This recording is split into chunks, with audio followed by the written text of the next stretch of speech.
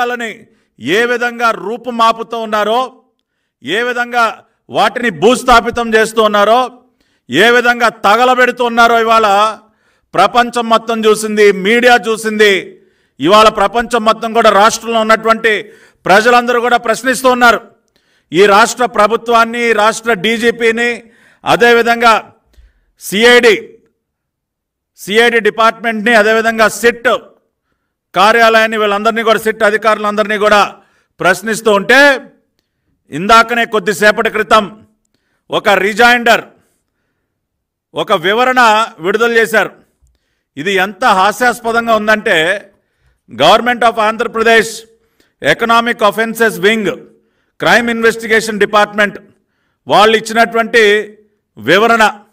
ఈ వివరణలో ఏం రాస్తారంటే, వీళ్ళు మేము సూటిగా ఉదయం నుంచి ఒకటే ప్రశ్నిస్తూ ఉన్నాం, ఎందుకు తగలబెట్టాల్సిన అవసరం వచ్చింది?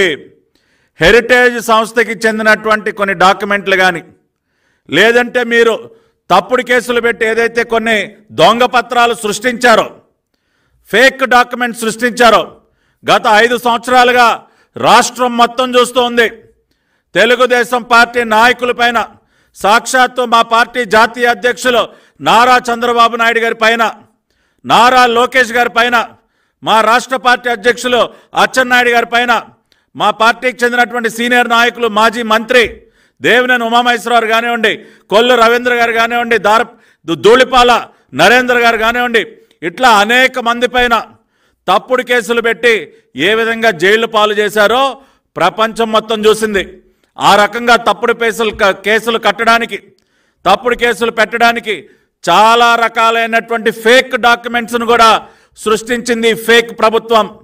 ఈ ఫేక్ ప్రభుత్వం కింద ఊడిగం చేస్తున్నటువంటి కొంతమంది అధికారులు ఈ తప్పుడు కేసులు సృష్టించడం వెనక ఉండి కొన్ని ఫేక్ డాక్యుమెంట్స్ని సృష్టించి మరీ తప్పుడు కేసులు పెట్టారు. అవన్నీ తప్పుడు కేసులు కాబట్టే న్యాయస్థానాలలో కూడా ఏవి కూడా నిలబడినటువంటి పరిస్థితి.